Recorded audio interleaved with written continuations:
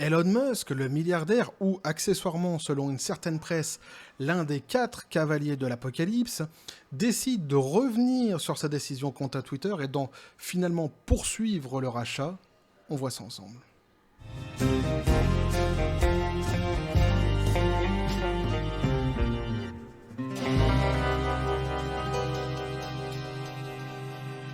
Ah, Elon Musk. Elon Musk, alias Monsieur Musk, ou pour une certaine presse, pour beaucoup de la presse, hein, l'un des 4 cavaliers de l'Apocalypse. Alors, les 4 cavaliers, vous aviez la mort, la famine, la guerre et la conquête, il me semble, si je dis pas de bêtises. Donc, peu importe hein, le rôle que vous lui attribuez, il fait partie de ces 4 cavaliers de l'Apocalypse.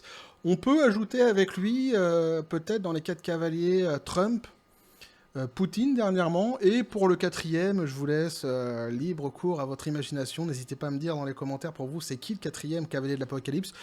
Peut-être J.K. Rowling, peut-être. Je sais pas si elle a l'envergure encore pour l'instant, si elle est autant détestée que ça dans la presse que ces jeunes hommes, mais pourquoi pas. Dites-moi, vous, dans les commentaires, ce que vous en pensez. Évidemment, j'ironise parce que il est très difficile à chaque fois qu'il y a un sujet en fait concernant Elon Musk de trouver des articles de presse qui sont neutres, hein, qui sont professionnels et qui sont dans la neutralité. Souvent, ils sont complètement à charge. Ils sont d'ailleurs monocordes. Hein, ils ont tous le même discours, tous la même rengaine.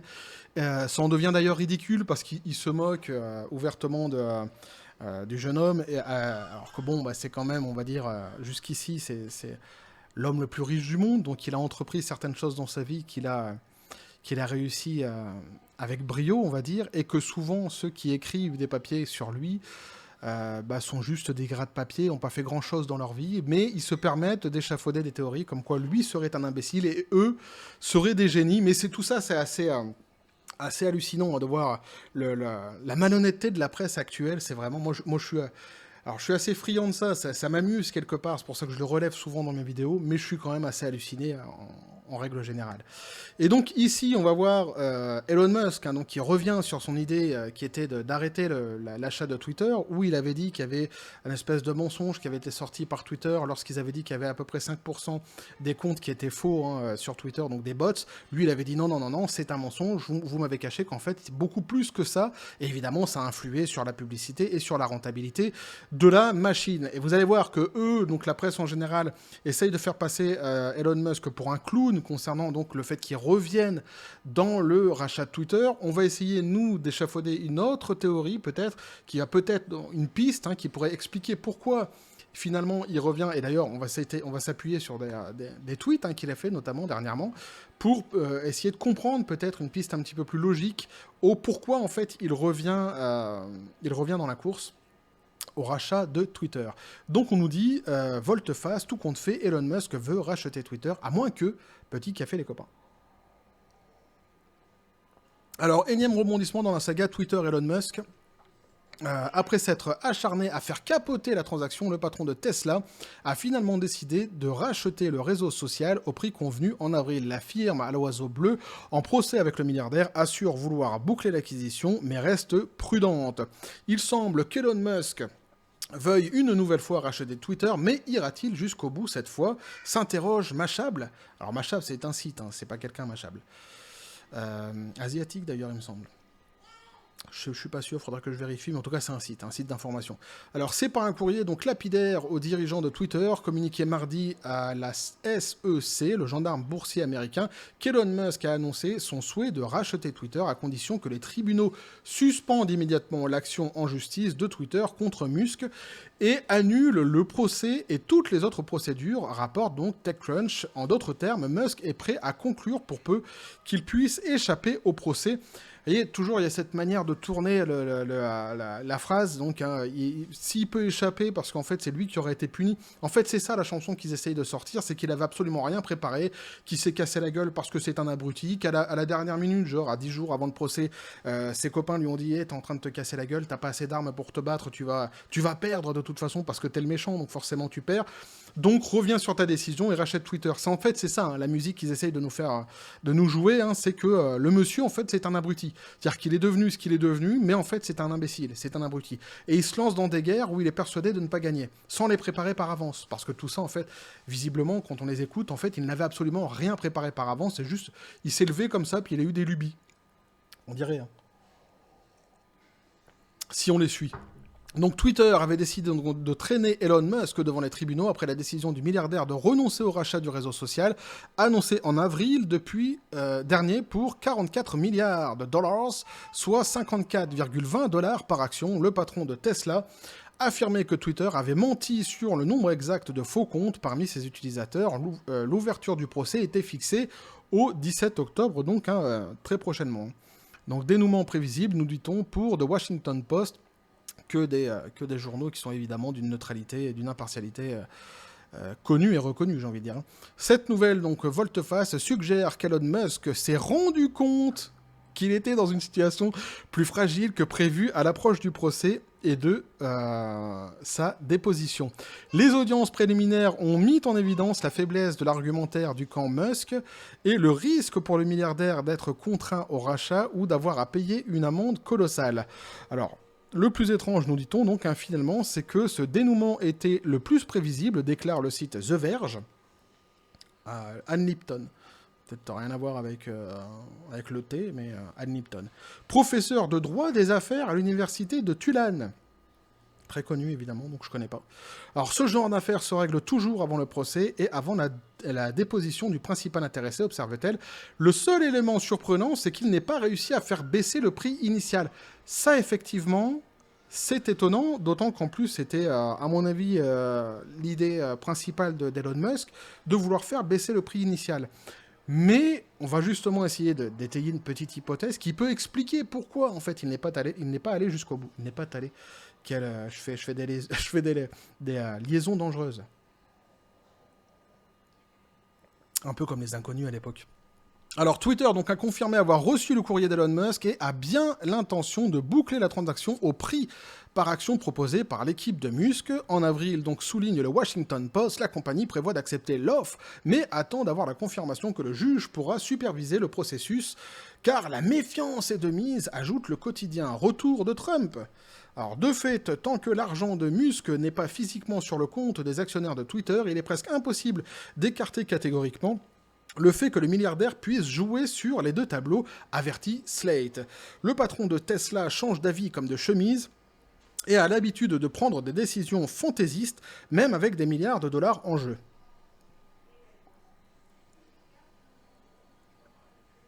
Pourquoi pas ? La firme donc de l'Oiseau Bleu peut encore décider de refuser l'offre, m'étonnerait qu'il le fasse, mais pourquoi pas aussi, si elle pense que Elon Musk n'est pas sérieux et poursuivre son action en justice, remarque Mashable. Mais si l'accord est conclu, le milliardaire pourrait devenir propriétaire de Twitter dès la fin du mois d'octobre. Alors cela fera au moins un heureux. Le Twitter en chef, Donald Trump, selon Politico, Musk a clairement indiqué qu'il aimerait voir la plateforme fonctionner avec moins de restrictions sur ce que peuvent dire les utilisateurs et qu'il réintégrerait Trump. En fait, c'est ça.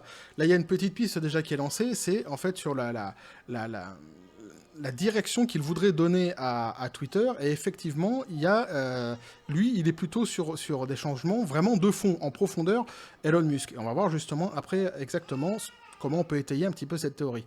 Alors donc, le compte donc, a été définitivement fermé après l'assaut contre le Capitole. L'ancien président pourrait ainsi retrouver son droit à tweeter juste avant les élections de mi-mandat de 2022 et la présidentielle de 2024. Évidemment, du coup, pour Trump, ça pourrait tomber bien. Après, il faut dire aussi que Trump a déjà déclaré que... on verra s'il le fera, mais en tout cas, il disait que revenir sur Twitter, de toute façon, ça n'intéressait pas, qu'il avait lancé sa propre plateforme qui, visiblement, ne fonctionne pas du tout, ne marche pas du tout, en tous les cas, qui ne rencontre pas le succès, mais qui est aussi interdit dans beaucoup de pays. Moi, ici, par exemple, en Asie, si je voulais me choper l'espèce de... je sais plus comment ça s'appelle d'ailleurs, trousse sociale, je crois, le truc de Trump, j'y arrive pas. En tout cas, pas sur mon Apple. J'ai essayé, mais j'y arrive pas. Ils me disent que c'est pas éligible dans mon pays. Donc, bon, bref, on s'en fout, c'est pas le sujet. Mais c'est pas sûr, du coup, qu'ils reviennent sur Twitter, même si Elon Musk le réintègre. Bien que, à mon avis, si Elon Musk en devient propriétaire, évidemment, ça change quand même beaucoup, beaucoup, beaucoup de choses, notamment pour Trump, et effectivement, en vue de l'élection présidentielle à venir. Maintenant, on va aller sur un autre article qui est assez sympathique aussi, hein, je vous le laisserai dans la description des vidéos si vous voulez le lire, hein, qui est pas du tout à charge, hein, qui commence en disant directement « Elon Musk achète Twitter pour le détruire ». Voilà, donc là je vous laisserai par exemple essayer de lire un petit peu cet article-là, qui est vraiment très représentatif de toutes les conneries que peut raconter en fait un journaliste qui s'y connaît visiblement pas des masses, et qui prend Elon Musk pour un gros teubé en réalité. C'est assez... là par contre dans cet article-là, vous avez vraiment la quintessence de la mauvaise foi et... comment je pourrais dire? Ouais, de la mauvaise foi, de l'hypocrisie et de la lâcheté intellectuelle, parce que c'est vraiment... moi, je vois ça comme ça. Encore une fois, on peut aimer ou pas Elon Musk. Moi, je m'en fous d'Elon Musk, hein, comme je le dis, c'est pas mon pote. Hein. Mais on essaie de regarder quand même les choses avec une certaine neutralité, de comprendre vraiment ce qui se passe. Et quand je vois comme ça des articles vindicatifs qui disent n'importe quoi, c'est assez agaçant. Et surtout qu'ils le prennent pour l'abruti de l'année, quoi. Alors que le mec qui a écrit ça, je sais pas ce qu'il a accompli dans sa vie, mais justement, je ne sais pas ce qu'il a accompli dans sa vie. Alors que Musk, je le sais un petit peu. Donc c'est assez déplorable, au moins d'avoir un minimum de respect face à ces gens-là. Mais lisez l'article, vous comprendrez mieux par vous-même. Donc, juste, je reprends une information qui en tous les cas, est intéressante quand même finalement dans cet article-là. S'il n'y avait pas tout le reste à côté, j'aurais lu cet article depuis le début, où on nous dit, et c'est à mon avis la piste la plus sérieuse du pourquoi Elon Musk rachète Twitter, revient sur le rachat de Twitter plutôt, on nous dit donc, Elon Musk veut récupérer les équipes de Twitter pour créer sa nouvelle plateforme baptisée X. Alors non, ça sera pas une plateforme, ça sera pas une plateforme porno, hein, qui devrait en toute logique prendre la succession du réseau social, interrogé par un abonné sur l'intérêt de dépenser 43 milliards de dollars pour un tel projet alors qu'il pourrait créer X à partir de rien. Elon Musk dit que le rachat de Twitter lui permet probablement de gagner entre 3 et 5 ans. Vous voyez, là, ça commence à être intéressant à développer comme théorie. C'est-à-dire qu'entre le moment où il avait refusé d'acheter Twitter et aujourd'hui, puisque le message est très récent, hein, il date de ce mois-ci, le tweet qu'on va lire ici, eh bien, il y a eu une réflexion. Il y a eu une réflexion de la part de Musk concernant, bah, évidemment, le rachat de Twitter et qu'est-ce qu'il voudrait lui en faire exactement dans le futur, et est-ce que ça serait pas finalement raisonnable de l'acheter au prix qu'il l'a annoncé depuis le début pour en faire quelque chose qui pourrait lui rapporter beaucoup plus par la suite. Et à mon avis, la vraie théorie, la vraie idée, c'est celle-là. C'est pour ça qu'il a arrêté, en fait, qu'il a décidé plutôt de poursuivre le rachat pour justement passer à autre chose, à une nouvelle idée, à mon avis, qui est quand même assez sérieuse, visiblement. Donc on nous dit... donc 3 à 5 ans. Il pourra gagner donc 3 à 5 ans. Donc, on sent toutefois le patron de Tesla et SpaceX peu convaincu par ses propos, puisqu'il ajoute un étonnement, mais je pourrais me tromper. Pour ça me fait marrer cet article-là, la manière dont il est. À chaque truc, hein, chaque machin qui est écrit sur Elon Musk, chaque fois que Elon Musk communique, il faut lui remettre un coup de bâton sur la tête par derrière. On nous dit derrière aussi, d'ailleurs, justement, c'est assez rigolo, venant de l'homme qui tweetait la veille sa solution au conflit ukrainien sans aucune remise en question, on peut y voir une forme de non-conviction. Elon Musk se sent sans doute pris au piège avec ce rachat dont il ne peut plus se retirer. Ils le prennent vraiment point con, et moi je dis vraiment, en fait, les journalistes, vous passez, vous, vraiment pour des cons. En réalité, hein, vous passez vraiment pour des imbéciles, quoi. Quand vous écrivez des trucs comme ça, en plus pour essayer de rajouter, oui, il a parlé du conflit, de la guerre en Ukraine, machin, tout ça... C'est d'une absurdité extraordinaire. Ils sont des dizaines à le faire. On pourrait reprendre notre bon vieux BHL, etc., etc. Mais il faut taper uniquement sur lui parce que c'est Elon Musk. C'est d'une débilité de reprendre ça comme ça, de le sortir du chapeau pour lui taper dessus. Mais enfin bref. Donc on me dit pourquoi X. Pour l'anecdote, il s'agit du nom d'une des premières entreprises d'Elon Musk qui avait ensuite fusionné avec Confinity pour devenir un certain PayPal. Ce nom est cher à Elon Musk qui a racheté en 2017 le nom du domaine x.com qui affiche seulement un X quand tout fonctionne et un Y quand il y a un bug. Faire de X le nom de remplacement de Twitter aurait du sens dans son histoire personnelle, même si rien ne dit qu'il ira jusque-là. Rien n'est dit qu'il ira jusqu'à changer le nom de Twitter. Twitter bientôt remplacé par un WeChat occidental, justement Et là, ça devient très intéressant. Justement, parlons de ce fameux projet X dans la tête d'Elon Musk. Cette idée n'est pas nouvelle.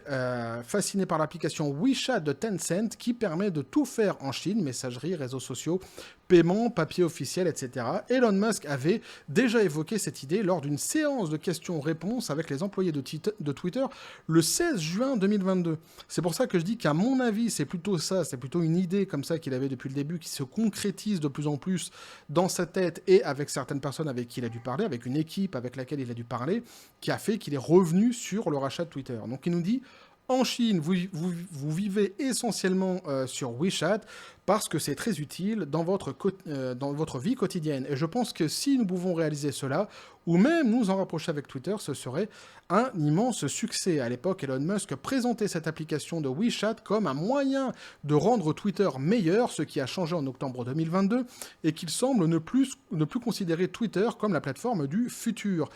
Sa copie de WeChat remplacerait le réseau social, à moins qu'il ne change encore d'avis, et que son tweet soit juste parti sur un coup de tête. Encore une fois, l'histoire d'essayer de le prendre pour un imbécile du début jusqu'à la fin.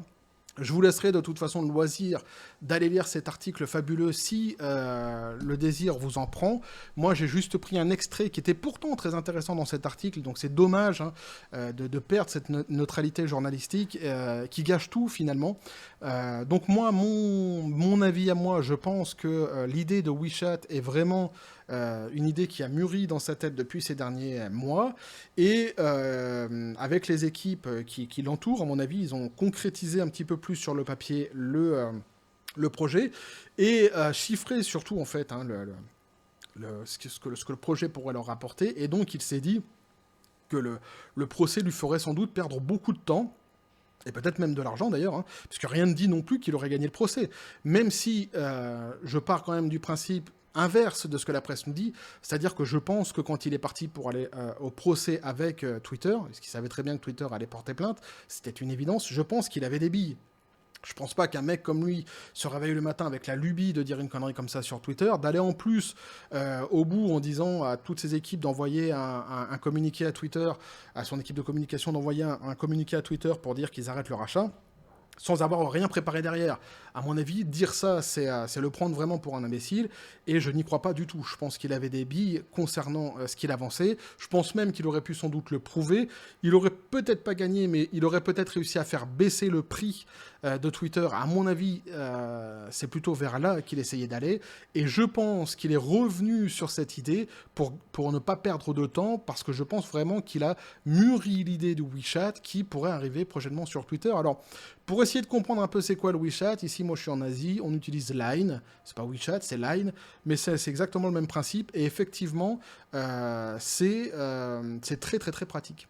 C'est extrêmement pratique. Ça ne gâche en rien le fait de la communication, j'ai envie de dire, même si Line c'est un petit peu différent encore. Mais on peut chatter, on peut communiquer et tout ça. Mais je sais même pas comment il va réussir à l'intégrer vraiment sur Twitter en gardant vraiment cette forme de Twitter, la forme que Twitter a actuellement. Mais pourquoi pas. Et pour le reste, en tous les cas, c'est vraiment pratique. Pour la vie de tous les jours, effectivement. C'est vraiment une application qui serait vraiment très très très pratique, et je pense que mettre ça sur Twitter, ça pourrait être sympathique en fait, ça pourrait être pas mal, et de toute façon, à mon avis, c'est une refonte globale qui veut entreprendre sur Twitter, et malgré tout, malgré que ça déplaise à beaucoup de personnes, je pense qu'il ira jusqu'au bout aussi sur le fait d'accorder plus de liberté, plus de liberté d'expression sur Twitter, parce que la liberté d'expression a été quand même pas mal restreinte ces derniers temps sur Twitter, il faut le dire. Il y a une espèce comme ça de malhonnêteté aussi intellectuelle et d'idiotie quand même assez sous-jacente à cette histoire, parce qu'au début on avait donc Elon Musk qui s'intéressait à Twitter, et la presse en général disait « Ah non, surtout pas le cavalier de l'apocalypse, le diable, Elon Musk, il ne devrait pas du tout s'approprier Twitter. » Et puis, Elon Musk a fait une offre à Twitter, une offre que Twitter ne pouvait pas refuser, donc une offre que Twitter a acceptée. Et là, la presse a commencé à dire « Oui, mais ils acceptent, mais quand même, ça nous embête que ce soit lui qui ait racheté Twitter, mais bon, l'argent, quoi. » Et puis, il a donc retiré son offre de Twitter, et là, on s'est dit, ils vont ils vont danser la carvagnole, ils vont être contents, ils vont faire la fête, c'est la fête au village, ils vont dire ah bah c'est super, enfin le monstre se retire de Twitter. Ah bien non. Là, oh non, bah non, quand même, reviens avec ton argent, c'est pas bien. Alors, regardez comme il a aucune parole, machin. Et maintenant qu'il revient dans le rachat, c'est pour le faire passer pour un minable, euh, et comme un perdant potentiel à l'issue du procès, un type qui aura absolument rien géré, absolument rien compris. Donc il y a une malhonnêteté comme ça, intellectuelle, de la part de la presse qui est quand même assez risible. Et en fait, ils se ridiculisent. Je sais pas vraiment ce qu'ils s'en rendent compte, à quel point, mais plus ça va, plus ils se ridiculisent. Et plus moi, de mon côté, il est de plus en plus difficile de trouver vraiment des sites qui soient un petit peu différents, qui soient un petit peu plus dans la neutralité. Ils ont de plus en plus tous, en fait, ils sont tous de plus en plus monocordes, et c'est vraiment de plus en plus difficile de trouver des sites intéressants. En tous les cas, j'essaie de vous fournir les informations comme moi je les perçois, en faisant des petits montages comme ça de sites l'un à l'autre pour essayer de vous donner un petit peu des informations complémentaires. Vous avez ma théorie sur le rachat de Twitter, n'hésitez pas à me dire ce que vous en pensez dans les commentaires, à vous abonner si le contenu vous a plu, à lâcher un like, à partager la vidéo, venez, vous avez mon Twitter et mon Facebook qui sont dans la description des vidéos, venez me rejoindre et basculer du côté de la force absurde des réseaux sociaux. Sur ce les copains, je vous dis à la John Spartan toujours, paix et félicité, et dites-moi pour vous, ça serait qui le 4e cavalier de l'Apocalypse qui pourrait rejoindre le groupe fabuleux de Musk, Trump, Poutine, et le 4e? N'hésitez pas à me le dire. Et que la force soit avec vous.